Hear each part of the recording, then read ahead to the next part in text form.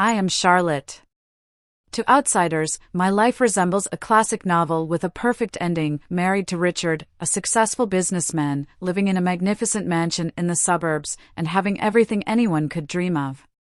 But, like any novel, there are chapters one never want to tell, chapters full of storms and pain before I entered this house.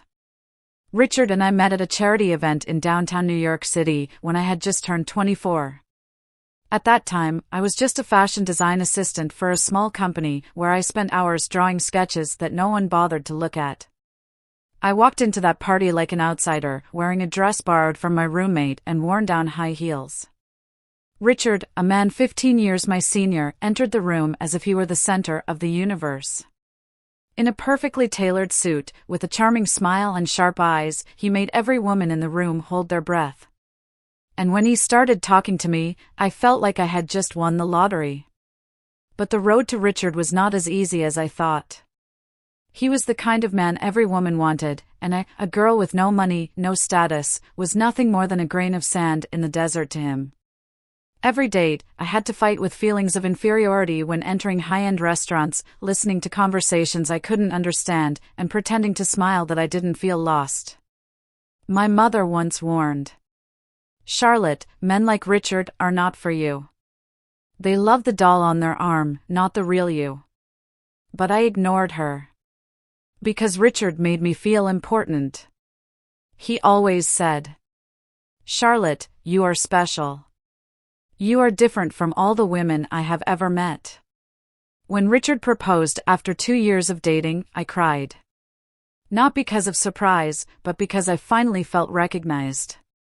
We held the wedding at a seaside resort in California, where I wore the wedding dress I designed myself. That day, I believed I was the happiest woman in the world. We moved into the vast mansion in a wealthy neighborhood in the suburbs.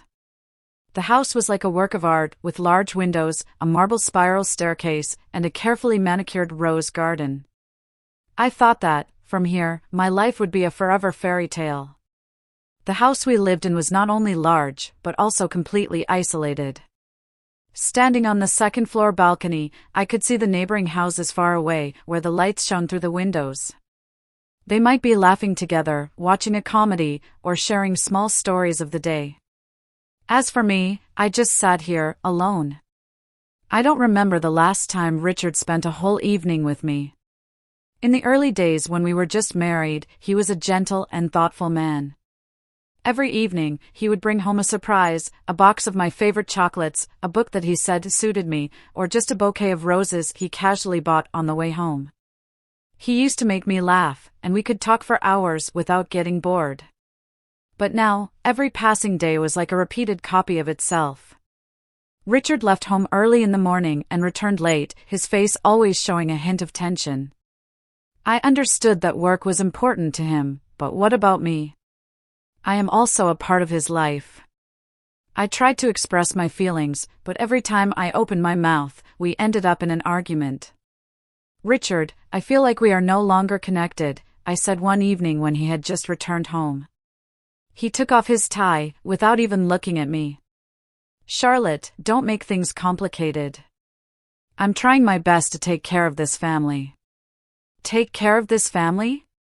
You can't even spare an hour to have dinner with me. You only do it for yourself, Richard." He turned around, his eyes full of exhaustion. "You think so? I've been working all day, trying to build everything for us, and now you blame me for it? I'm not blaming you for working, but do you understand? I need you, Richard. I don't need money, I don't need a big house. I need a husband, not a business partner." Richard was silent for a few seconds, then sighed, "I don't have time for such childish things." His words were like a knife stabbing straight into my heart. I began to realize I had changed.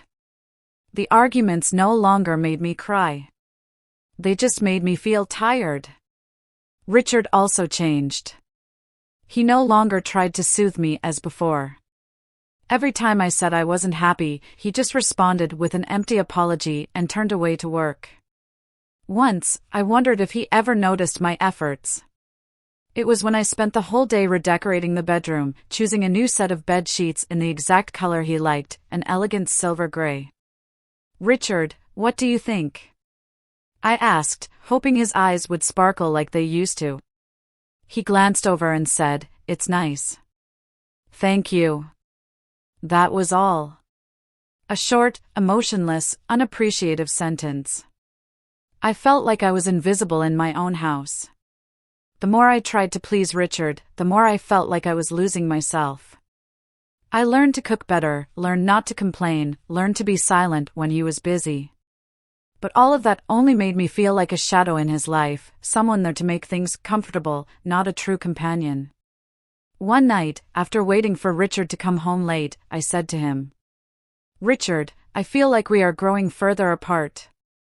He looked at me, his eyes showing clear signs of fatigue. "I'm sorry, Charlotte. But you have to understand, this job is not just my passion, but also my responsibility. I do it all for us." I laughed, but it was not a happy laugh. "For us?" "Richard, if you really did this for me, then at least you would look at me once when I'm talking to you." He was silent, then turned and walked into his study. As for me, I sat back on the chair, staring at the empty white wall in front of me, feeling like the whole world was collapsing around me. Every morning, I woke up with the sunlight streaming through the large windows, but instead of feeling full of energy, I felt empty. The lonely breakfasts, the afternoons wandering in the garden to kill time, and the long nights lying on the large bed with no one beside me, all of them swallowed me little by little. This house, once a symbol of a dream come true, now felt like a maze with no way out. I didn't know what I was looking for. Love, attention, or just a reason to continue. I only knew that, with each passing day, that feeling of emptiness grew larger, like an invisible monster taking over my life. The kitchen still bore the traces of an unfinished dinner, a white porcelain plate with leftover food, a half-empty wine glass. I had just had another argument with Richard, one of countless endless debates about his work and my invisibility in his life. "Charlotte, I don't have time for these emotions." He had said that before slamming the door to his study. I stood there, feeling like a statue, alone in the large but cold house. In my head, a series of questions swirled into my mind. How did I become like this? Why am I being abandoned in my own life? Unable to bear the overwhelming silence, I decided to go out. Perhaps, buying a few things would help me escape the suffocating feeling. The convenience store appeared under the pale white light. The space was both cold and artificially neat, as if everything here existed only to provide a backdrop for my appearance. I walked in, the sound of my high heels echoing throughout the store, attracting the gaze of a few employees. A neatly dressed black man in uniform immediately approached. Perhaps he was a new employee. "Good evening, ma'am," he said, his voice deep and warm as if trying to be friendly. "Can I help you with anything? Are you looking for anything in particular?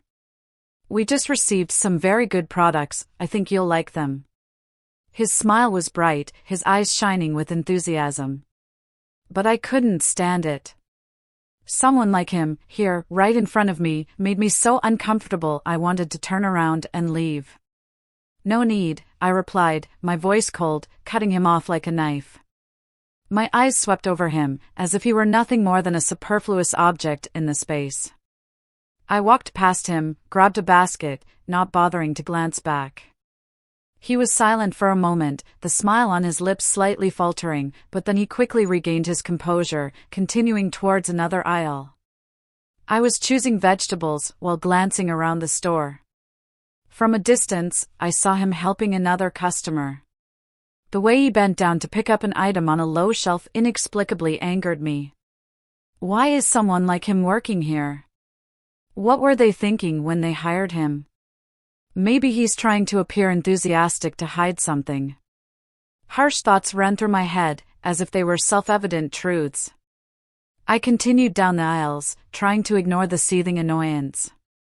But for some reason, I still felt uncomfortable knowing he was here, in the same space as me. When I approached the checkout counter, I realized he was returning to the cashier's position. He looked at me, slightly hesitant, but still managed to smile. "Ma'am, let me help you bring your things to the counter." "I don't need it," I said, my voice sharp. My eyes stared directly at him, intentionally revealing my contempt. "I can do it myself." "Just do your job." He stood frozen for a moment. The enthusiasm in his eyes vanished. The polite smile gradually faded, replaced by indifference. Without another word, he turned away, leaving me with my bags. I watched his back, a strange sense of satisfaction rising in my chest. But at the same time, somewhere deep in my mind, a small voice echoed. Why didn't he react? Why didn't he try to be more accommodating? As I stepped out of the store, I let out a long breath. The outside air made me feel better, but the image of him still echoed in my head, his disappointed eyes, his extinguished smile. I didn't understand why I paid so much attention to him. Perhaps, I was simply hating his presence, a presence that I thought shouldn't be here. They don't belong in my space. They don't belong in places like this.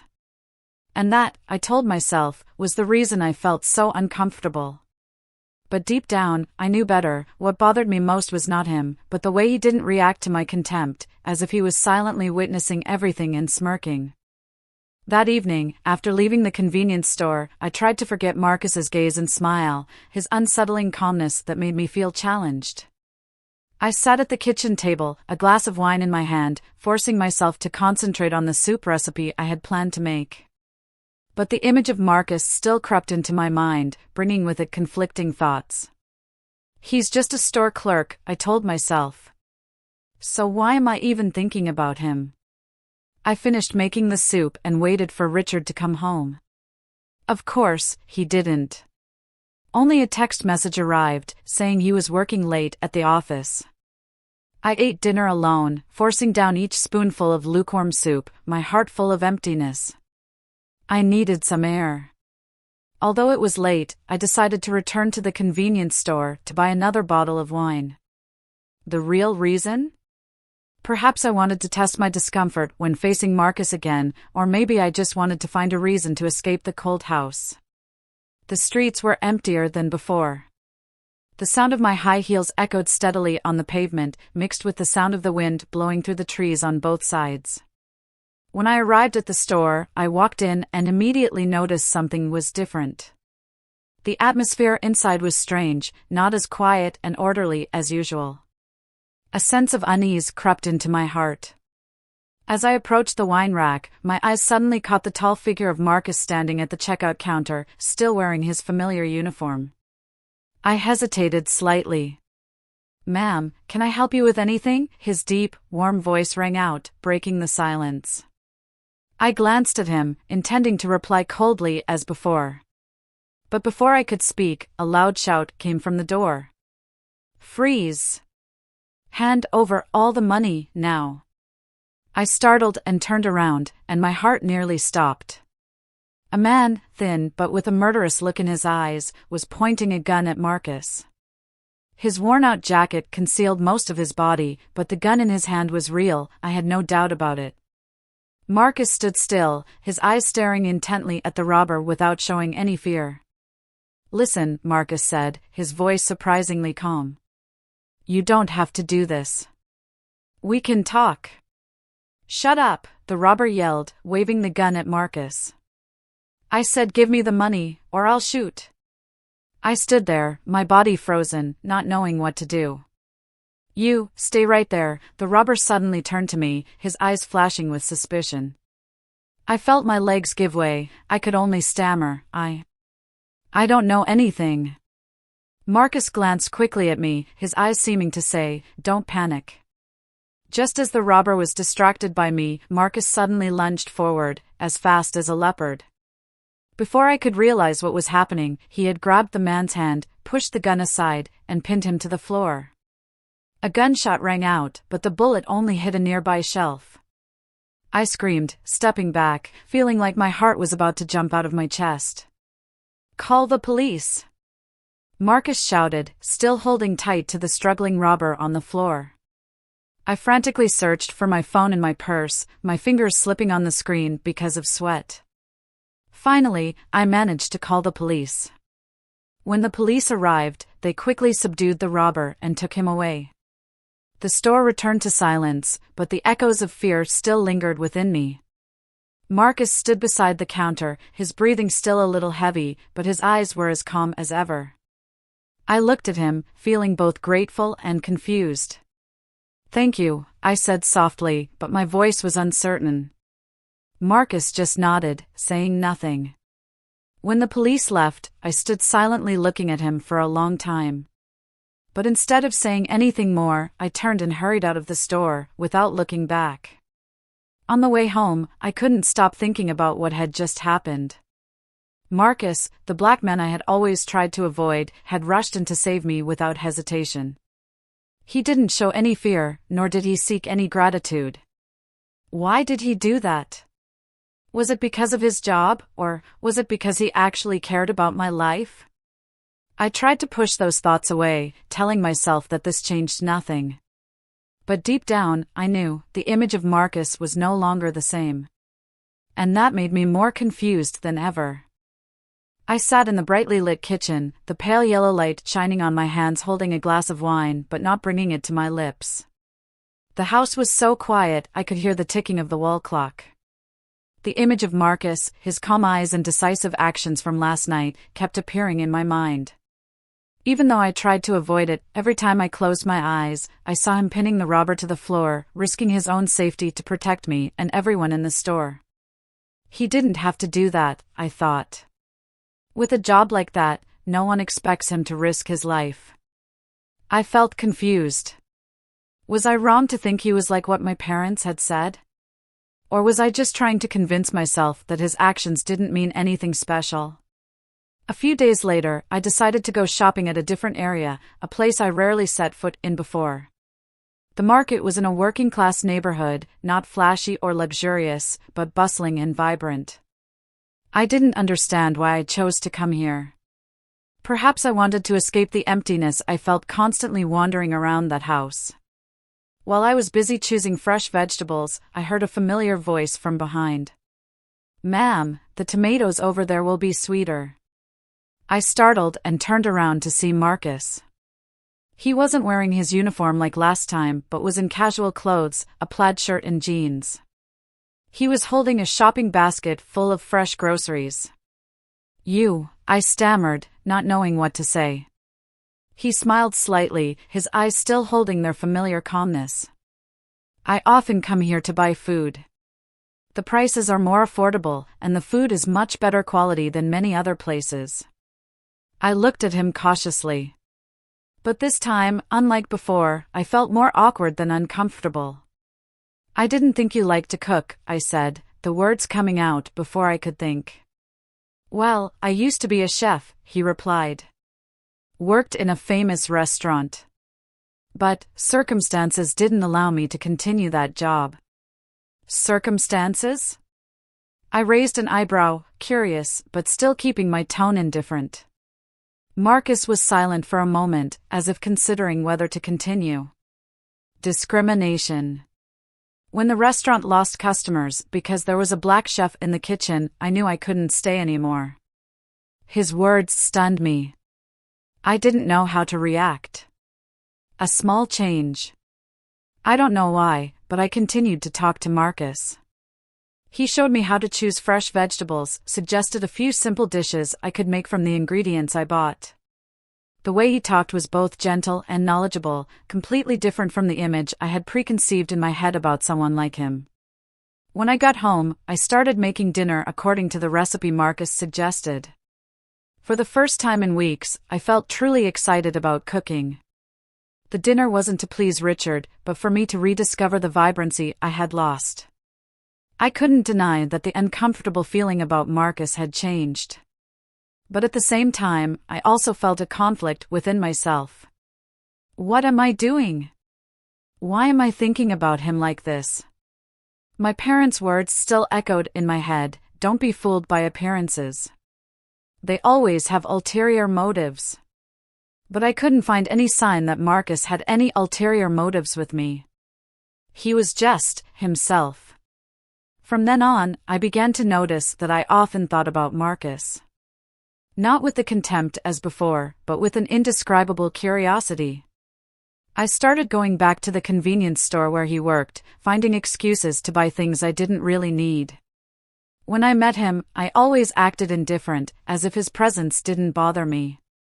But in my heart, I knew the opposite was true. Marcus maintained his composure, not being overly friendly, nor trying to attract my attention. But that was precisely what made me feel like I was losing control. Once, when I asked Marcus why he still worked at the convenience store after giving up his career as a chef, he replied, "Because of my family. I need a stable job to take care of my elderly mother and younger sister. This store wasn't my first choice, but it helps me survive." I didn't know how to respond. His story was far different from the prejudices I had once believed. That evening, the house was so quiet I could clearly hear the steady ticking of the wall clock. Richard didn't come home. A short text message from him had become all too familiar: "I have to stay at work. Don't wait up." I no longer felt surprised or disappointed. Instead, there was only a sense of emptiness, as if I had accepted that this marriage was just a facade, a perfect setting with a bottomless loneliness inside. The empty chairs around the dining table, the half-empty wine glasses, and the cold kitchen all made me feel suffocated. I didn't want to be home. I didn't want to continue facing the feeling of being forgotten. And for some reason, I thought of Marcus. I walked into the convenience store in a confused state of mind. Marcus was standing at the counter, a look of surprise flashing in his eyes when he saw me arrive at this hour. "Charlotte? Are you all right?" His voice was deep and concerned. I smiled, a forced smile. "No. I'm not all right." Marcus didn't ask anything more, but his eyes told me he was ready to listen. "I don't want to go home," I said, my voice choked. "Richard, he doesn't even care if I exist or not." Marcus nodded, then stepped out from behind the counter. "Wait here for a moment," he said, and a few minutes later, he returned with a bottle of wine in his hand. "This isn't the right place to talk," he said. "If you want, we can go somewhere. I'll make sure you're safe." We found a small park nearby, with a secluded corner with an old wooden table.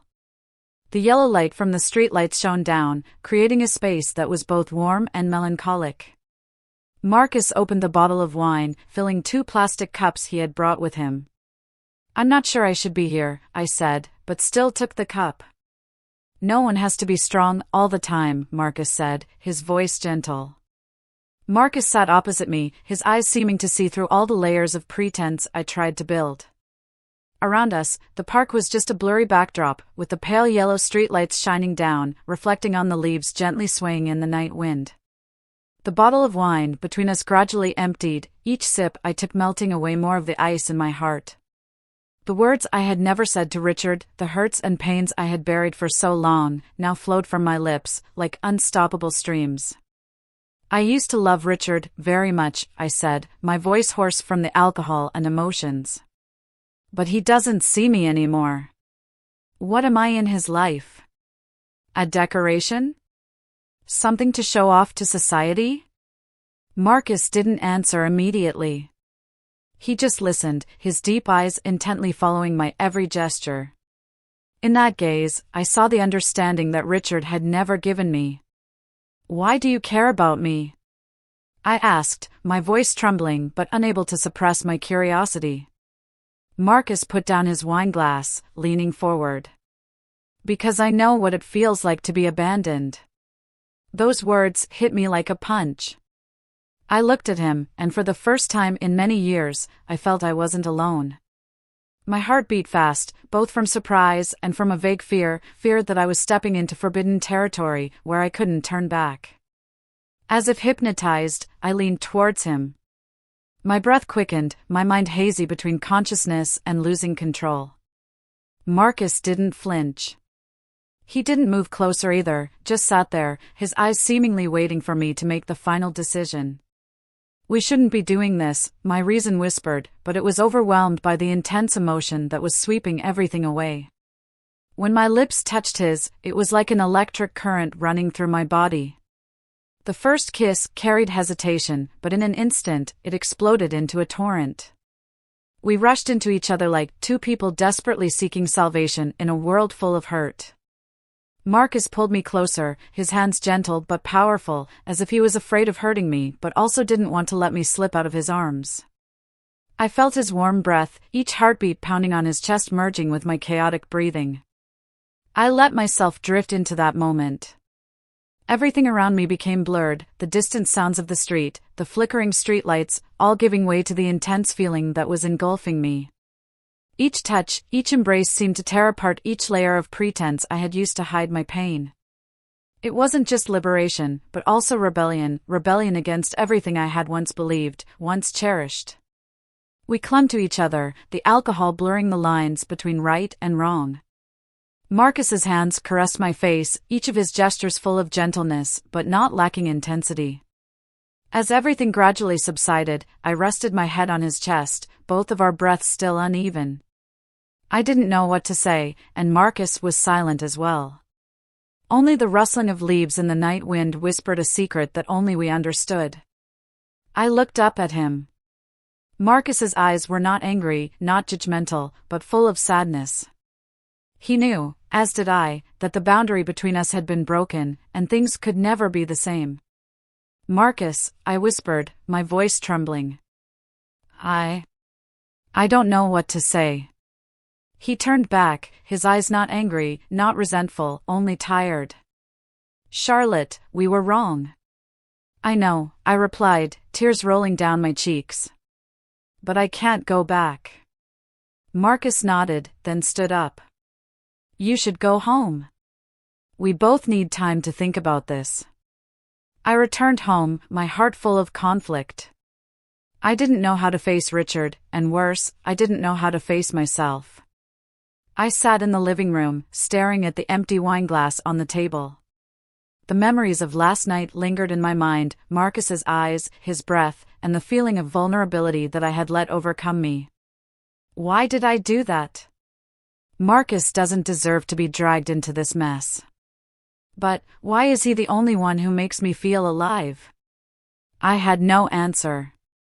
I only knew that from now on, things would never be the same. I sat in the living room, the pale yellow light shining down on the quiet space. Richard still hadn't come home, which no longer surprised me. But this time, the silence no longer made me feel empty. Instead, I clearly saw that I had reached the end of this marriage. I couldn't continue. I couldn't live like a shadow in my own life, and I couldn't continue seeking salvation from Marcus or anyone else. The next morning, I called Richard. His voice, cold and busy, rang out from the other end of the line. Charlotte? What's wrong? I'm in a meeting. We need to talk, I said, trying to keep my voice calm. Richard sighed, as if he had already guessed the content of this conversation. Tonight then. But I don't have much time. That evening, we sat facing each other in the living room, the room that was once where we shared joys and future plans.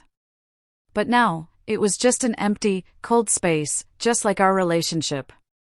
Richard, I began, my eyes looking directly at him. I think we should stop. He put down his wine glass, his eyes showing no surprise. Charlotte, are you sure? Sure, I replied, my voice light but decisive. We've tried, but this relationship can no longer be saved. I don't want to continue living like this, not with you, and not with myself. Richard was silent for a long moment, then nodded. I think so too, he said, his voice deep and calm. There were no arguments, no tears. We had nothing left to argue about, because we both knew that this was the most logical ending. A few weeks later, the divorce proceedings were completed.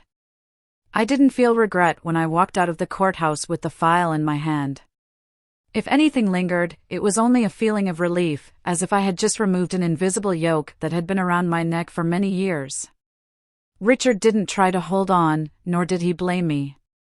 He just wished me all the best in the future, and I did the same. I didn't see Marcus again after that night. He disappeared from my life quietly, just as he had appeared. I heard he had left the convenience store and moved to live with his family in another city. There were times, when I sat alone in my new apartment, I thought about him. I no longer felt confused or guilty, only gratitude remained. He had helped me see things that I had never dared to face before, my weaknesses, my mistakes, and the desire to live true to myself. I moved to a small apartment in the city, where I began a simple and peaceful life. No more social parties, no more cold, luxurious house. I spent time on what I loved, painting, teaching art, and connecting with people who truly cared about me.